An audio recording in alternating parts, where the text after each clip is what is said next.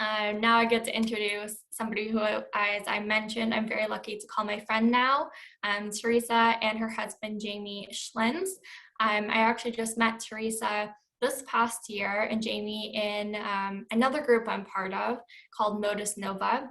If you, maybe you might have heard me mention them before. So Jamie did have a stroke.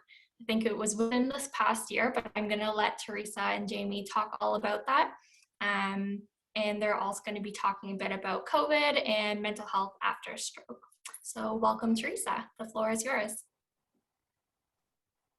Thank you so much, Ella. And very honored to have you in my life, my dear. And thank you all for inviting me here. And I'm going to tell you, I'm coming unplatformed. I do that sometimes because I feel like some groups are have such a beautiful energy that they bring that I want to honor your energy, and I don't want to come and talk at you, okay? Because you're the experts in this room.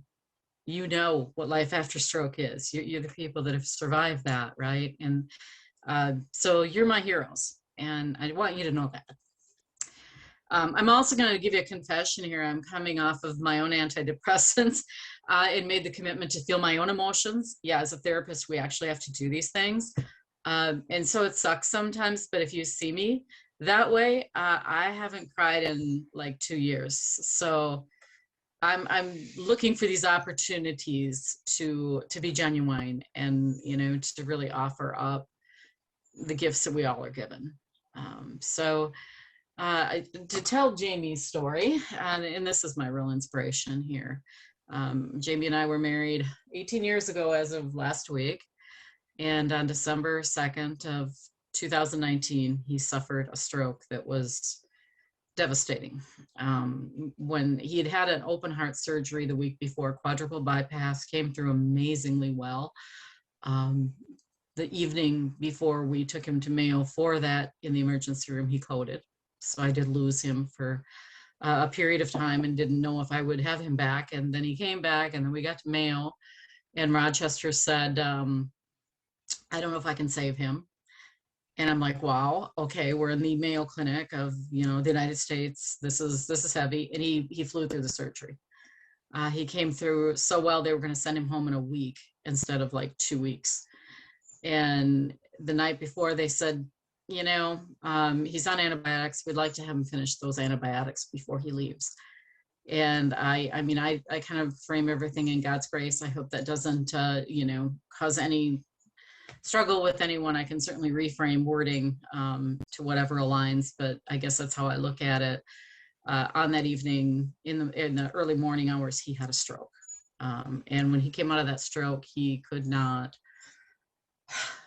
talk. He couldn't even make sounds. He couldn't move anything, and they didn't know if he'd be able to swallow. I had a provider walk up to me after they did the MRI, sat down and said, do you have an advanced directives? And would you want to put him on a feeding tube or let nature take its course? And I felt like somebody just hit me with a baseball bat. I was like, what? In that time of contemplation, I mean, it was just something you can't ever describe. And I cannot imagine what it was like to be in the shoes that you were all in at that time, you know. And that was what I was trying so hard to connect with, is what was it like for him, and how did I honor him the best that I could. The doctors at Mayo wrote him off. They were like, they wanted to put him in a nursing home. And I said, no. I said, if you're going to do that, I'm taking him home. And everybody, the thing that really, you know, I guess stood out for me, and this is why I come forward as a mental health professional, you know, to talk to people like yourselves that have been through this journey, is no one ever came together and talked with us. No one ever, it was always, did you talk to this person? Did you talk to that person? And I'm like thinking, what happened to this, you know, integrated care approach? And it was like you were on your own, and you were trying to make the decisions. And I knew that putting Jamie in a nursing home would be like saying he's going to give up. I mean, and I wasn't going to do that. So I said, I'll take him home, and I would have. And fortunately, they found a really good rehabilitation facility for him in La Crosse, which was 28 miles from where we live in Wisconsin. I couldn't go home the entire time. I never left his side because my anxiety was so bad. I couldn't. It was not even a thought in my mind. But it was a journey that I believe we've both been on together. And yeah, and I of course have the easy side of that. But that no one ever talked about mental health through all of this. The doctors never talked to him or I. And I guess the one thing I was very fortunate for was, prior to his stroke, I had worked in trauma, and that had been my field for many years, working with the VA system and veterans with PTSD, and working in severe pervasive mental illness and complex childhood trauma.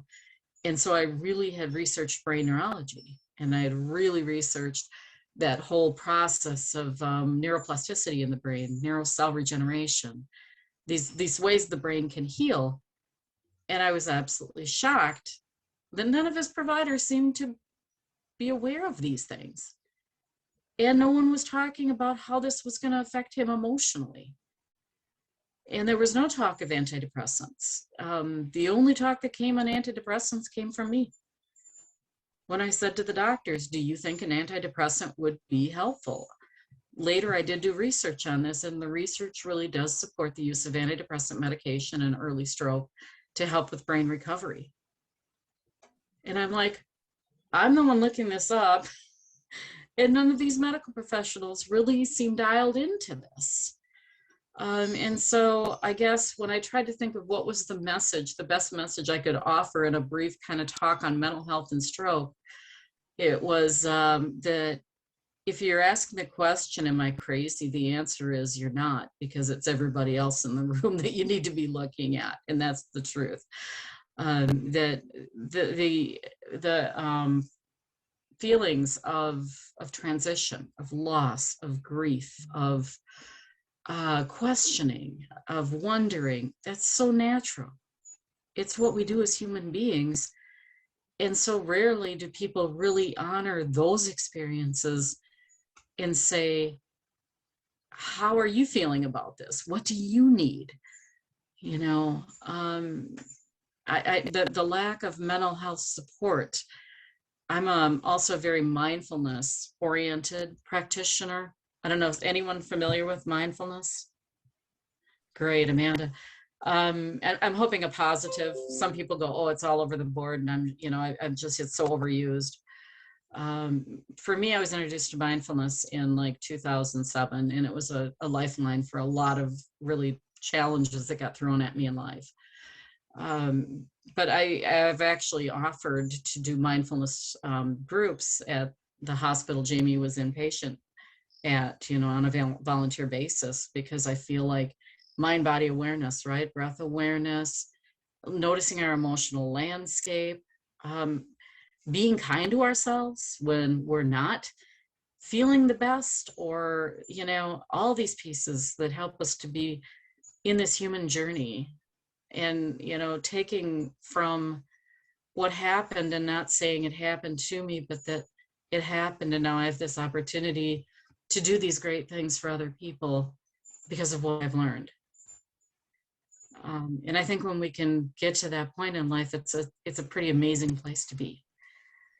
And it doesn't make light of the struggle and how difficult it is to come through what you've come through. And yet it honors your journey in a way of saying, you have a gift. And the gift is amazing and it's beautiful. It came at an incredible cost, with a lot of pain and a lot of tears. And yet it's yours and it'll never leave you. And I guess that's kind of where I just wanted to take things for today, was to open that up, and then bring you into this and ask, what questions do you have? Is there a way that a mental health background, someone with a mental health background can maybe address anything that's been bothering you, or that you're thinking about, or, what can I do to help you? I guess that's my best way of putting it.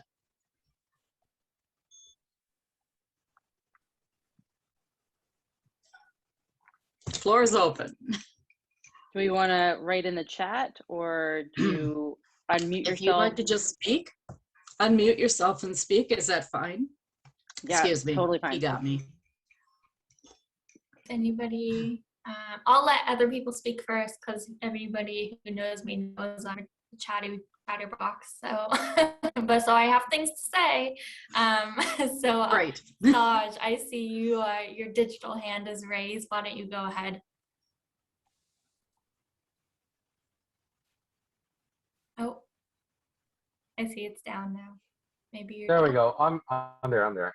I just couldn't find the mute button. All right, excellent.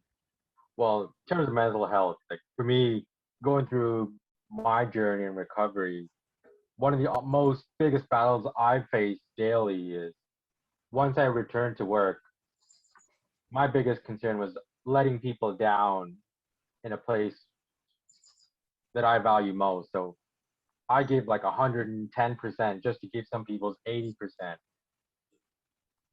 And it's like I'm pretty sure most stroke survivors can kind of relate to this. Like when we had our strokes, we kind of lost our filter when it comes to like holding back emotions. We just speak our minds and let people know. I know in the professional world it's not ideal, so Actually, I encourage that a lot, Saj, but I'm in a different profession than most people. like I would come off as an asshole at work, so it's okay. It gets the job done. That's all. Like for me, one of the things post-stroke is I try not to play the victim role. So I just try to get the job done, whatever it is. If it takes time, well, even today's meeting, I wasn't even sure if I was going to make it because the work was going to ride right to the end. So I still stayed, finished what I had to do, and I got out. But again, I was like fighting people who, without disabilities, were just not keeping up and just making excuses. I guess being lazy. Mm-hmm. Right.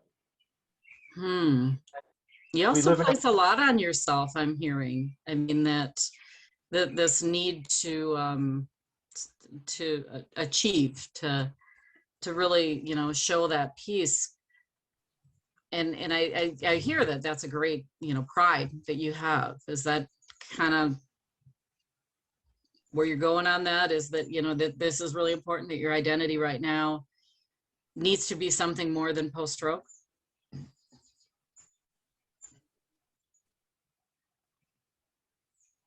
You might be right about that. It's just, so one of my things is people would always ask me, do you want to get back to where you were? I'm like, my goal is to be better than what I once could have been. And my answer is you already are. Because it may be physical limitations that you're fighting, but your spiritual limitations have been shattered as part of your recovery, right? I always use the philosophy, and this comes in working a lot with trauma, is we never get back to where we were. We go ahead to where we're meant to be. I love that. And I think that, I've used that so many times in my own life that it's never about going back, because this is a journey that we're meant to go forward on. And, there may be realizations that there's things you're limited on that you didn't do before, but there's also the reality, there's things you're now aware of that you're more attuned to that you probably weren't before either. Does that make sense? That makes a lot of sense, because like my career trajectory kind of like shifted when I came back from having my stroke. So how do people, I see that we have another chat, coming up that said, I feel the same way at work.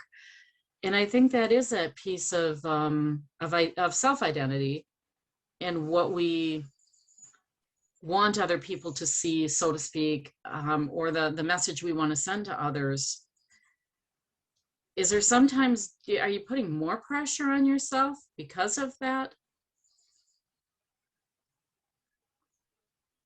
I'm Bronwyn. I'm the one that wrote Yeah. that in the Yeah. chat. And I actually work in neurology.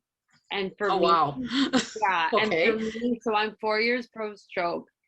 And for me, I feel every day that I am kind of like the mascot of the floor.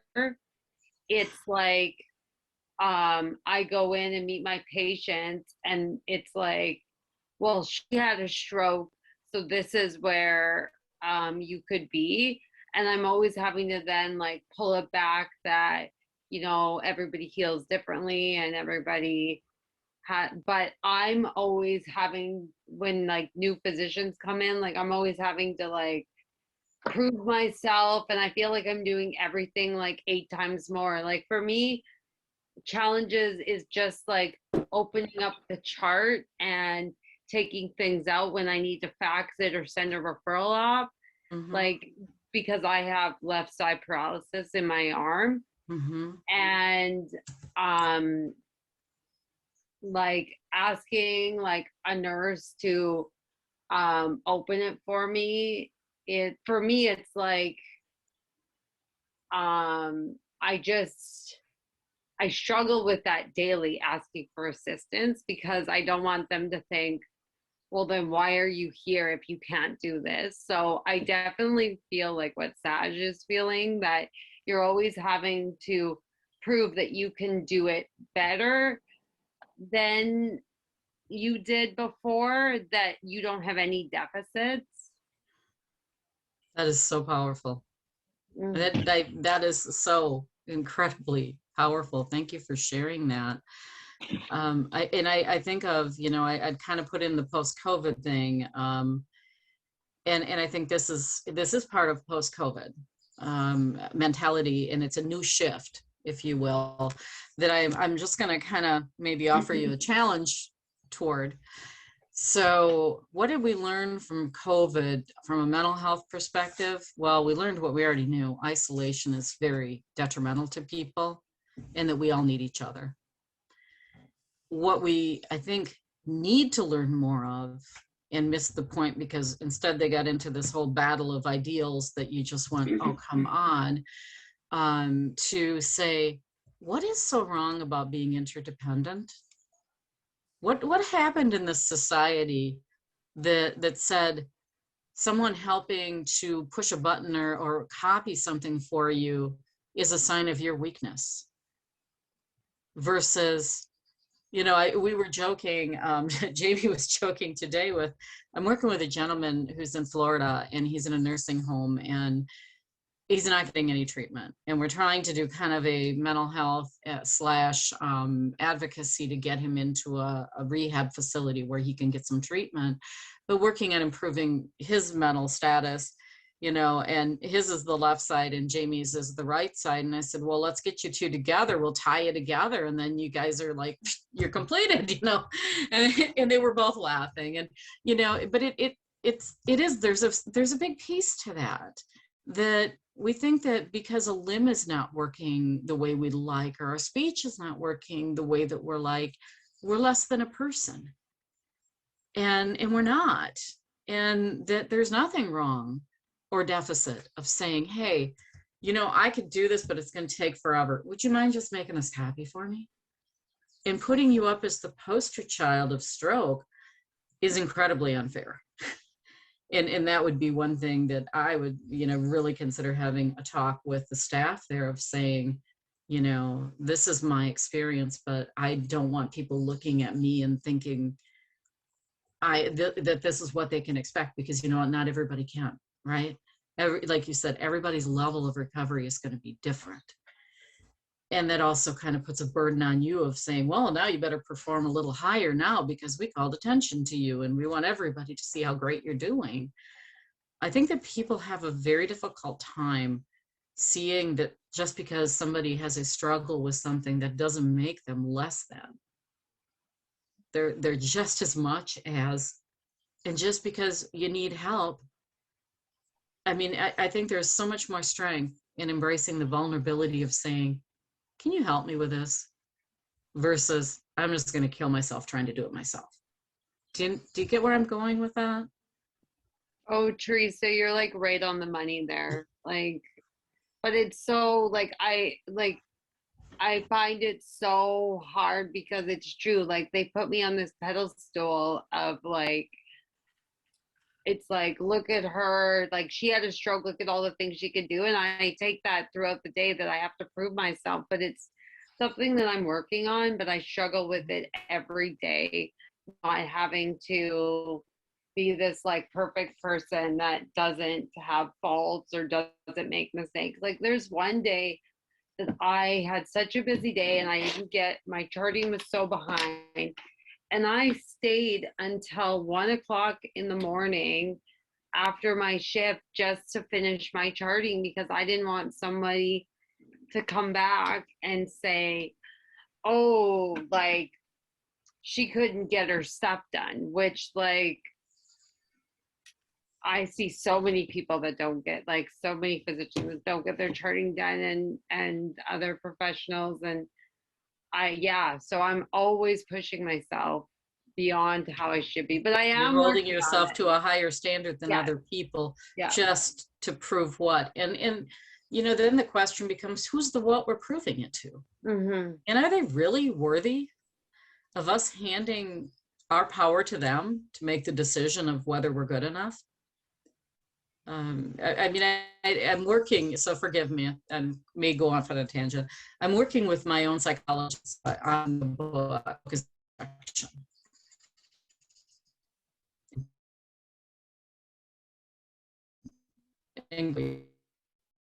Teresa, you just went in and out a little bit, so.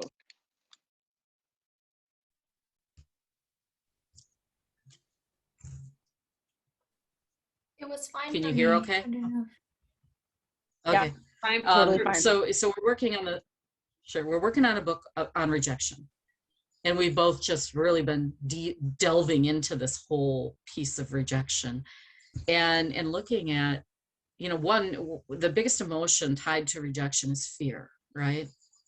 Fear of losing someone's approval, fear of losing our own perception of ourselves because we've handed that to someone else to give us. And just how rejection can impact our lives so profoundly and really keep us from our authentic self. You know, really keep us from the person we know in our heart we are. Because as I listen to you talk, what I hear is this really genuine soul that like wants so much to just be your best version of yourself. And I think you're giving the judgment to the wrong people. That anybody, because all I kept thinking is anyone that came in and said, oh, look, she didn't get her charting done would be like, what a shirk. You know, I put that on them. That's their deal, because, you know, if they're that judgmental and that intolerant, then that's shame on them, not shame on you.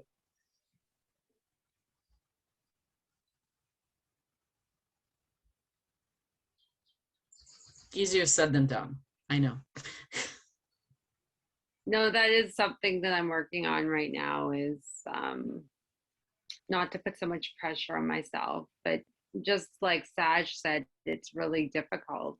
And then Amanda made a really good point in the chat about that we're always trying to prove that the stroke didn't break us. And I mean, that's so true. Mm-hmm. Actually going to jot a few of these things down, forgive me, because I would like to put something together on this, if that's okay with you. Like, I know I had I call it an embarrassing moment when Saj mentioned that like our emotions sometimes are hard to control. The other day I was in a board meeting, and for some reason, I don't even remember what we were talking about, but I started crying. And I had to excuse myself, and I went in the bathroom and I was like, what the hell? Like, get yourself together. Like, And I mean, people didn't say any, no, well, no one said anything to me, but I was so embarrassed because for some reason, like, and I wasn't like, I had just like tears coming down my eyes. Like it wasn't like a big thing, but it was so embarrassing to me that I'll give you a something. reframe and ask you if you feel any different if you were to look at it this way. Okay, I was in a board meeting and something hit me. No idea, I wasn't really aware, but I do know that the emotional regulation part of my brain was impacted by the stroke, and I just started having this emotional reaction. I felt like the best thing to do was just to leave the room and to accept that this is part of who I am and it's okay, and move forward. Yeah, I wish I could have done it that. It takes work. It's not, it's really kind of breaking the stereotype of Western civilization, if you will. It's looking at things differently. It's looking at things through a lens of self-compassion. And when you have that self-compassion, you have compassion towards others. If someone is uncomfortable with your display of emotions, that's their discomfort, not you.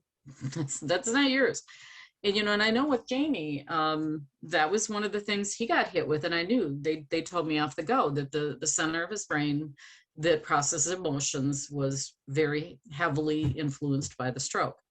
I don't like the words damaged, by the way. If you notice, I'm trying really to avoid anything like that. It just happened. I like to keep things factual. And so at times I would notice that he would become tearful on something, and I knew that wasn't his normal presentation. And it's like, it's part of a stroke. It's part of a response. I mean, people pass gas in public too. It happens, right? Not that you intended to, your body just does it. And why are we so busy to jump to our body doing what our body is designed to do and pass a judgment on ourselves and then throw on all this extra baggage of, oh my God, what's wrong with me? And it's like, I think that we're a society that's trained ourselves to be way too hard on ourselves.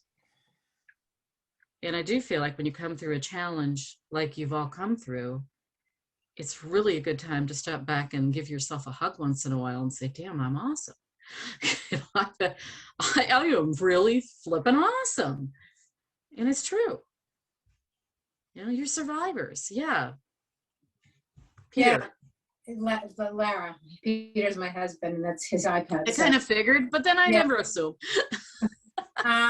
So I was just thinking about what you were saying, and for me, I think that part of the frustration that I had was, instead of feeling like I had to be something more than I was, it was more of a loss of control. That I'm type A personality. But not a control freak, but I like to always believe that I'm in control of things.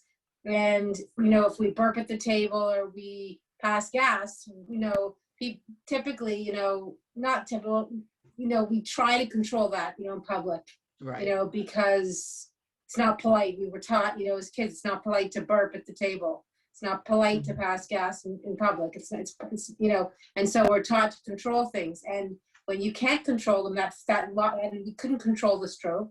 If we could all control, we wouldn't have had it in the first place. But for the loss of control, for me anyways, I don't know if everybody else feels the same, was very, very hard to manage. And after time, I just realized all I can control is how I react to what happened, rather than things that I can control. Getting a sunburn if I put sunscreen on. Right. I can control. There's some things I can control, but there's most things I can't. I can control how I react to something, for the most part, Exactly. And you can control how you process it internally after it all happens, right? Yeah. And whether I love that. That was a great piece. Is that, and honestly, I am one that has learned control is like the greatest illusion of mankind. I mean, we're not in control of anything. I could be sitting here today and a tree could fall on my house, and guess what? I can't control it. Yeah. It's gonna happen. You couldn't control the stroke happening, right? I've worked a lot. My early career was a lot in addiction medicine.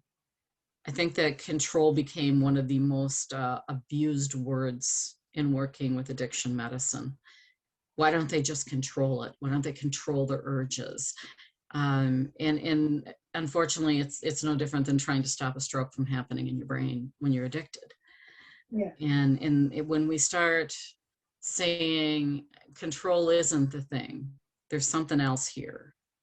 It's, you know, it's acceptance. It's I some of these words come off as being too cliche sometimes, so I'm cautious with them. But radical acceptance of this happened. I can feel crappy about it. I can go lay in bed and pull the covers over me and never get up. You know, I can do a lot of things, but it doesn't change the fact that it happened. So I have the choice of what I can do with it, right? And sometimes it's, what can I learn? I guess every crappy thing that ever came into my existence, I seem to go, okay, number one, I don't appreciate your sense of humor, but you got it, whatever. And two is, what do you want me to do with this? What can I do with this? What can I make of this? So I was married 17 years to a very abusive alcoholic. I ended up working in substance abuse. I didn't hate alcoholics like one of my clients tried to tell other people.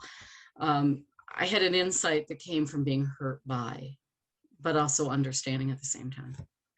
You know, so I think that it's, what can I do with this? When something hurts, do I want to focus on the pain, or do I want to focus on what the pain's offering me?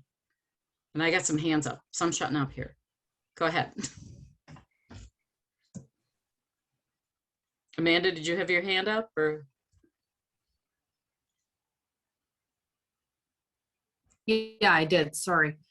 So my stroke was only 7 months ago, so I'm still very new into it. And, you know, when I was in the hospital, I didn't have major deficits. You know, I could still speak, I could still talk, I could walk.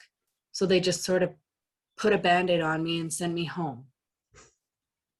Nobody ever talked about my mental health. Prior to my stroke, I was extremely depressed and anxious all the time. And I had no idea what to do with everything that was going on with my head. Right. And my emotions just exploded. They still do. I mean, I cry all the time, but I've learned to be okay with it. That's just who I am now. But I process things differently. And now I see the beauty in these sort of conversations, and they affect me differently. But yesterday was my first day in the office since COVID and since my stroke. And there wasn't many people there because of COVID, maybe 10 or 15, but I found every person came up to me and was saying, oh, wow, you're alive. You can walk, you can talk. Like, they expect a stroke is just going to wreck you and break you, completely break you. And I feel like I'm treated like this crystal piece of glass. Mm-hmm. And I don't know how to, I myself have come to terms with my stroke, and I've worked really hard in the past 7 months to try and totally flip my mental health. But when people treat me like that, I can't find a way to move past that. It makes me feel small. It makes me feel broken. And they gain something from that, whether they're aware of it or not, because we have a society of competition. Mm-hmm. And when we unknowingly or knowingly push the next person down, we feel elevated. And it's sad, and it's a very sad reality, because the truth is, anyone doing that is down here, and you're like up here, you know? And I mean that wholeheartedly, that awareness piece, it's awareness is a tough thing. You know, when you make that choice to enter into awareness and work your way into it, you take on an underpinning that is not for the faint of heart, because you start seeing things as they really are. And that's very difficult sometimes. There's a great book. I'm a very big fan of Don Miguel Ruiz and his son, Don Jr., Miguel Jr.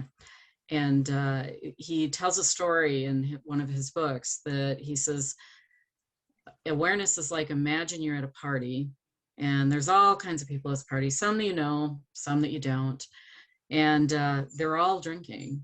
And some are really intoxicated and some are just buzzed and chatting it up. And there's just this varying degree of intoxication. And you're not drinking, you're sober. And you're watching this whole party.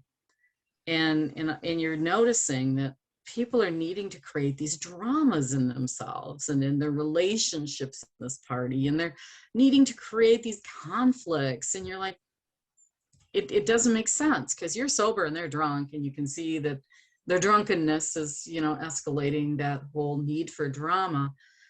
So you kind of mingle and you act like you're a little bit intoxicated, and then everybody thinks you're intoxicated. So they start talking with you more, but then you step back and you see that this has been going on all along. And either you fall into it or you step back from it. And I think your stroke helped you to step back from it. And now it's kind of like, I don't feel included. I feel like there's something wrong with me that I'm not included, and yet I have no desire to be included at the same time. Does that kind of resonate with where you were going, Amanda? Yes, very much. Okay, and I think it's that, it's self-acceptance. It's Four Agreements, love that one. I think this story came from the Book of Knowledge, I think I'm really working on self-acceptance. I've worked really hard and I've come to accept my stroke, and I'm grateful for it. It changed me. It saved my life. Wow. That is just, stay right there with that emotional one. That is powerful. That is, I could feel it. That was so amazing. Okay, now you're tearing me up. Go ahead. But it's accepting myself on how other people see me, that I don't know how. Doesn't matter. Yeah.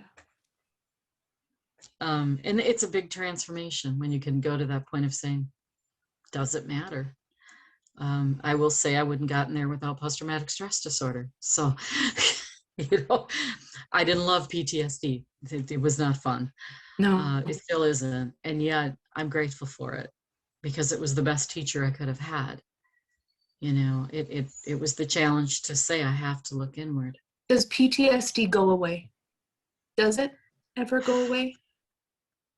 I think the post-traumatic stress disorder is always going to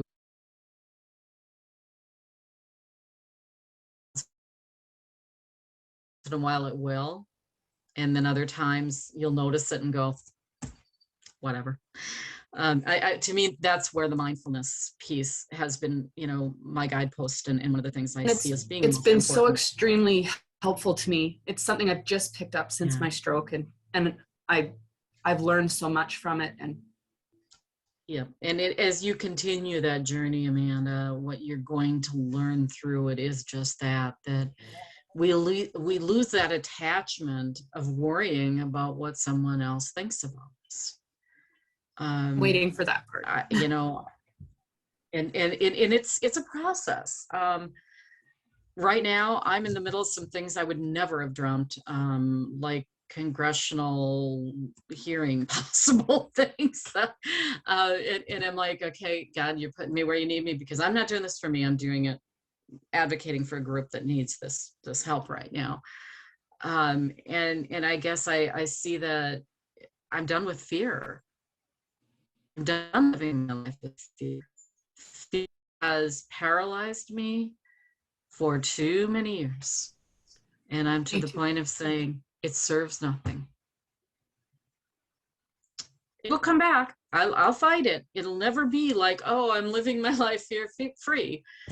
And that's where I stay mindful, right? And I start noticing when those moments happen, when I'm triggered, when I'm most vulnerable, when I forgot to breathe.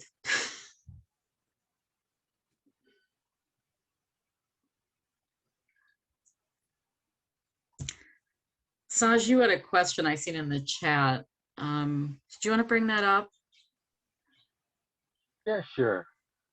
Hey, Teresa. So personally, I don't post-stroke. I haven't really seek validation from anyone, but I do hold myself to a higher standard. Is that wrong? Tell me about holding yourself to a higher standard.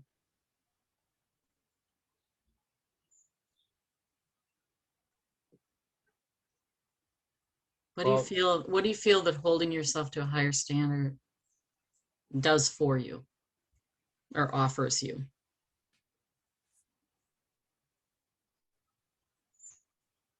a sense of accomplishment, I believe. Okay. Is there And ever a time it creates more stress than what the benefits might be? it does get stressful at times, but when I do come out on top, there is satisfaction to it. Mm-hmm. Like for me, the reason with my career I take a lot of precedence to it is the year of my stroke, I dropped out of university because I picked the industry I wanted to kind of stick to, and I dropped out of school. So after my stroke, I was with a new company for 8 months just prior to my stroke, and they actually brought me back to work 4 years later as a subject matter expert. So kind of solidified my decision the year of my stroke, dropping out of school and making this Mhm. career choice paid off. What are you a subject matter expert in, can I ask?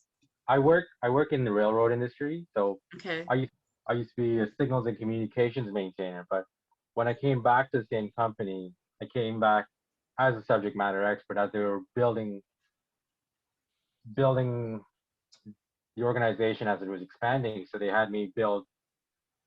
So Julie, this is where my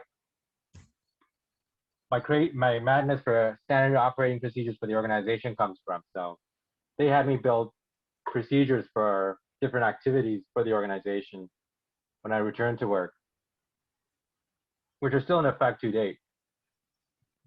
Hmm. And then, So that's a sense of pride and accomplishment. yeah, I believe that's what it would be. Regardless of a stroke, I think that's a sense of pride and accomplishment, right?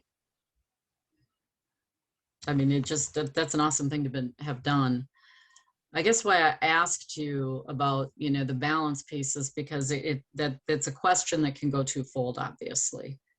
I can draw back to going through my bachelor's career and having my 3 daughters I was raising in the throes of a very nasty, ugly divorce. Jamie can attest, I was a mental, emotional wreck. and it was like I was getting through and I just expected straight A's of myself. And then I went into my master's program. I did the same thing. And I did a 4.0 in the master's, which was stupidly insane. A lot of stressors still going on in my life. I got into this doc program, and then in the midst of this, I started having a work collapse situation. Then Jamie had the stroke, and I had to ask, am I going to complete this program or not? And I thought, why is an A necessary? I can get a B and pass. And I'm not going into school after doc school. Okay, this is it. We're done after this. And yet I had this insane need to prove, and I started exploring that and going, I'm creating more stress in my life by going for the A than being satisfied getting the B and knowing I'm still learning what I need to learn or accomplishing what I need to accomplish. And so I guess that's kind of the perspective I offer in answer to your question, Saj, is you have to ask, is it a good thing, or is it taking things away from my life that I also want to appreciate? I decided grad school was not going to be hanging on by a thread and praying to get through it. That, I had an opportunity, was right after Jamie's stroke when I went back and I took a course and I had a B in it. And she said, if you want, you can turn this in and get an A. And I said, no, not turning it in. I put it behind me. That was tough. It was a challenge to do that. But I think that it kind of, hopefully parallels what some of you are kind of bringing up here of saying, why am I proving anything? is it okay just to do what I'm meant to do and be good with that and still have a good life, still have time for myself or time for the things I enjoy? I don't know. What are your thoughts on that, Sash? Is that? I do go through moments like that. So sometimes I'll be like, you know what? It's not okay if I don't hit 100% of my assigned tasks for the day. Not everyone does. Mistakes will happen. So Yeah. I do balance the stress like that. Like even like, so one of the fortunate things was I took the year I started building life after stroke and putting the team together was the year I took on a new job. So I went from the private sector to the public sector. And the beauty of the public sector was I had more time, but I wasn't being challenged the way I was in the private sector. I wasn't being worked like a dog, but so I was losing my touch, my industry touch, working for the public sector. But I kind of shifted that into building the organization. So I made myself fully available to everyone. Any questions anyone had? As long as you're holding back some of yourself and not being empty at the end of the day. No, 100%. Right. So, That's because that's where, I started doing that in my last job. And one day I realized I'd given so much, I forgot to save a little bit back. And it was not a fun experience to hit that wall. Actually, Teresa, like to tell you the successes. So the support group meeting we're having today virtually, I used to plan while I worked in the private sector to meet in person pre-pandemic. And Julie always tried to attend, but she couldn't. Now with the pandemic, we went virtual and she wanted to join the organization. So I gave her the opportunity to be a support group administrator, and she's been doing a phenomenal job putting together our meetings every month since our first one in January. So I think this would be considered a win in all the work I put, all the stress. I don't think anybody'd argue that one. I think what you've done is amazing here. And I think it's really cool that you can delegate and hand off too and say, I created something good, now I'll go on and create something else, right? So I love how you said that. So one of the things post-stroke, I tell anyone, like, I'm like, if you did it once, you can do it again. Because the first time wasn't a fluke. So. That's exactly right. And even with our organization, we make sure we empower everyone. There's no hierarchy in the organization. No one reports to anyone. Everyone has got equal rights and opportunities. So there's no bad ideas.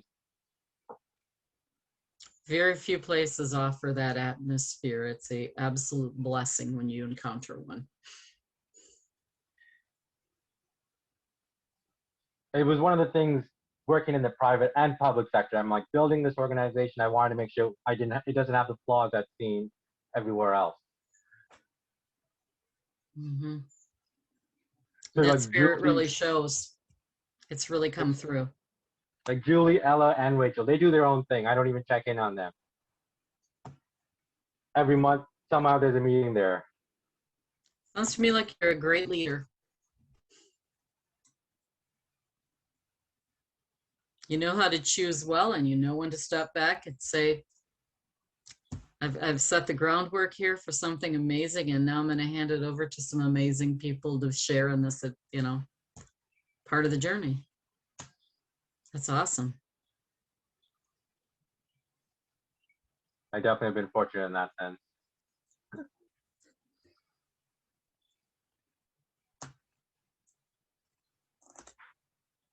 Ella, you have your hand up.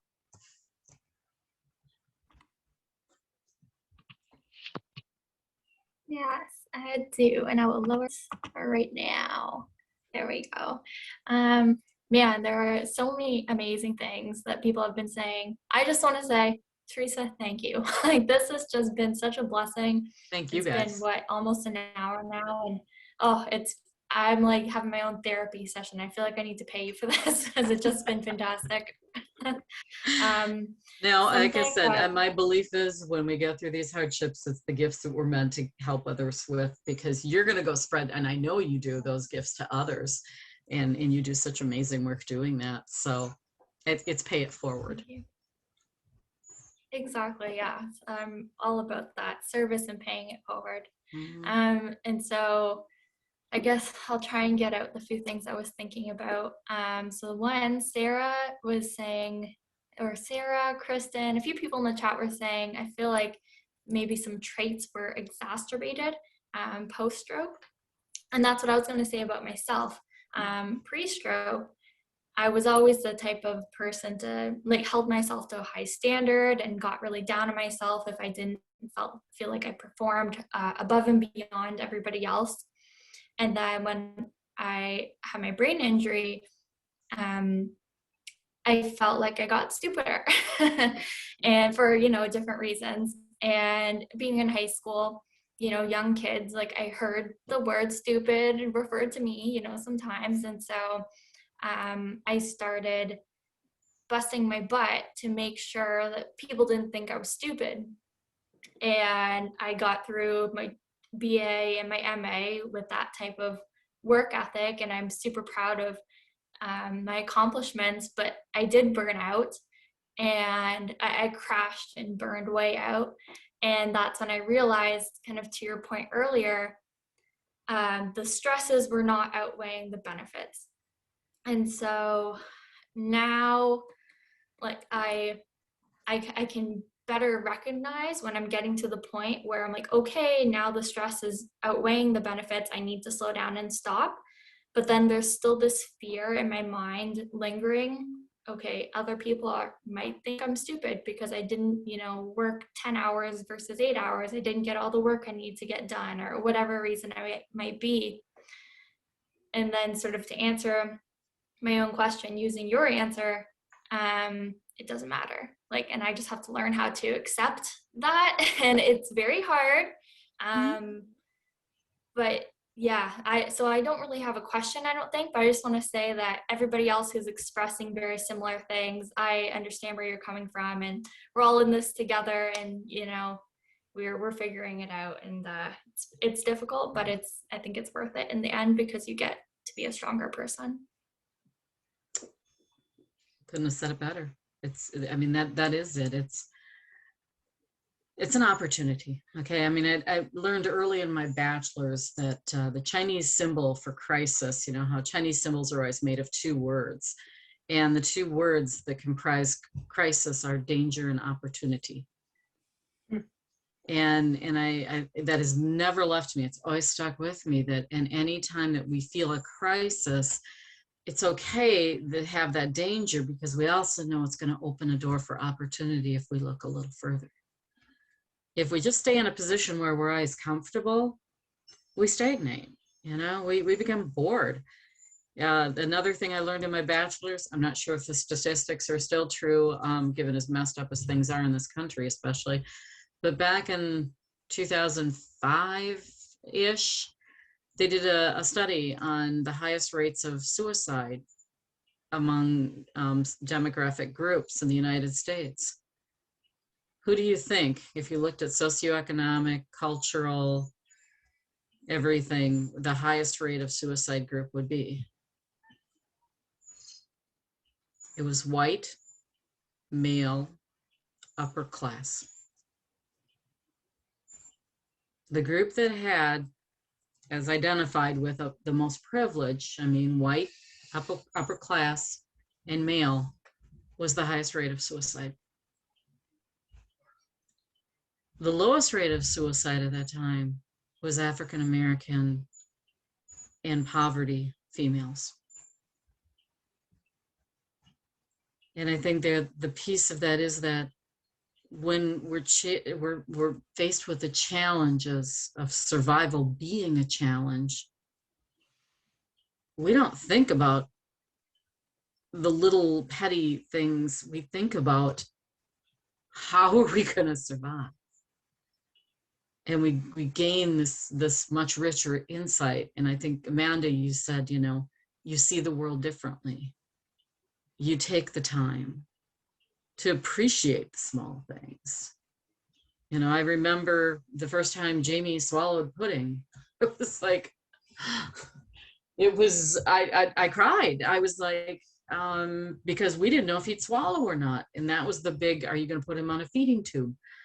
And we worked all weekend, and he was allowed to be given pudding and applesauce and stuff. And so every, whatever increment they had, I would give him 10 spoonsful to get his swallowing up. To be so grateful that somebody could swallow a spoon of pudding. Who'd have thought, you know?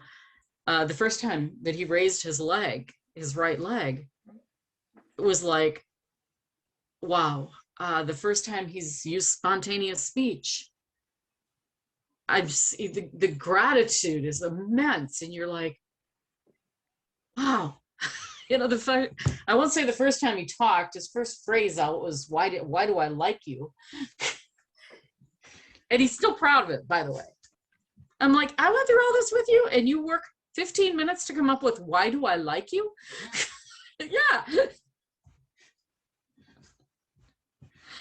And it's, I mean, I will say that as difficult as I know it's been for him and it's been for me, we've had some of the most incredible moments in the last year and a half that I ever would have imagined. And there's things about our relationship that have changed in ways that I would never give up. And so I guess that's kind of my closing thought, if you will, since I know I've kept you here way longer than my time was. But is that it's not easy, it's not fun, and yet it offers us so many opportunities. And in that, you become the survivor. You become the person who had to dig deep, had to ask the tough questions, had to challenge yourself when you wanted to give up, because giving up wasn't an option. And you'll never lose that. It's who you are. It's who you take going forward. Yep. Hey? A man of many words here. The aphasia is still pretty tough. However, it's getting much better. And, you know, like I said, I think I told him, I said, you didn't communicate for crap before the stroke. You do better now. I don't care if you do words. At least now I can understand you better. But you take the time to listen in a relationship, you know, it's, there's 10,000 miracles we're given every day. If we can grab a few of them, we've had a good day. For me, one of them was being invited here to share this time with you. And I guess that's why I didn't want to do a PowerPoint, and I didn't want to preach to you. I just wanted to open it up and let you know where I come from, and give you that space to share your story with me, because that's how we heal, is when we share our stories. And we honor those stories. Yeah. I wanted to take this time, just this, Mama, you talked so much about, you know, and I think Amanda said she's grateful to her stroke. And that was something that I worked on as well, being grateful to my stroke. And that is segue to COVID, you know, that there has, you know, that having a stroke, we think when it happens, it's the worst thing in the world, that it's, you know, we're being cursed or something. Yeah. And yet, you know, over time, and it's been 11 years for me, I've learned that, you know, not only am I grateful to be able to be here, to be, you know, for my life, but I'm grateful to my stroke because of all the good that's come out of it. And I've joined a group where I peer counsel stroke survivors, and so much good is, and I've met so many amazing people that I would never have met before. And to take that and segue it to COVID, you know, that we wouldn't all be here. I would never have met you if it weren't for COVID. And not because you're here to talk about COVID, because you live in Wisconsin. And I met Julie in the hospital because she lives in Toronto, but I would never have met the majority of the people on, you know, on this chat, because we're all from all over the United States and Canada. And, you know, and the goal, the hope is, you know, that I'm part of another group as well, that, you know, when all this is over, that a hybrid or something sort of maintains, because there's so many people that don't live in, I live in Toronto, big city, so there are, you know, groups that you can meet face to face, but there's people that live in small towns, you know, all across the United States and Canada, that would never have access to would never get a chance to meet another stroke survivor. And if they did meet with a stroke survivor, it would be by chance. They happened to see them in the mall, and it would be fluke. And so Yeah. COVID has COVID, and I've watched, you know, so many different industries, people like talk shows, you know, you see guests who one actress was saying how she lives in UK, how she would fly to, you know, pre-COVID, she'd fly to New York, then to LA, then, you know, for 2 days here, 2 days there, and then fly home and be gone for, miss a whole week of her kid's life, whereas she can do these interviews now from home and still be able to do so many other things. That COVID, although it's been disaster for so many people, it's been so hard on so many people around the world, financially, poverty, you know, not having access to food, and so many other things that's been devastating for. There's been some positive things that come out of it. I could not agree with you more. I could not agree with you more. I will tell you, so 4 years ago, I started working as a case manager, almost 5, with the World Trade Center Health Program. And I was in what they called the Nationwide Provider Network. So this was all the responders and survivors of 9/11 that were in this program and spread throughout the United States. And what I kept hearing was, how do we come together? How do I talk to other people like me? How do I hear my voice in someone else so that I know I'm not alone? And I worked like crazy begging the program, and I got nowhere. And now I'm no longer working there and kind of forming my own way of doing that, which it's been very enriching. But it goes back to, I mean, your stroke gave you a blessing in the way that it taught you to slow down and not live your life so unintentional. You know, as unpleasant as it is, the piece that comes out is slow down. COVID taught us, slow down, stay home, be with your family, you know, stop running off. Some people got it, some people didn't. And if we look at the things that came out, I love that, you know, the things you've gained in your life, the relationships. And Ella, you're not stupid, because you know what? Most of us only learned this stuff once. You've learned it twice. You're way smarter than me. So there, you know, reframe and look at things and say, you know what, it's okay.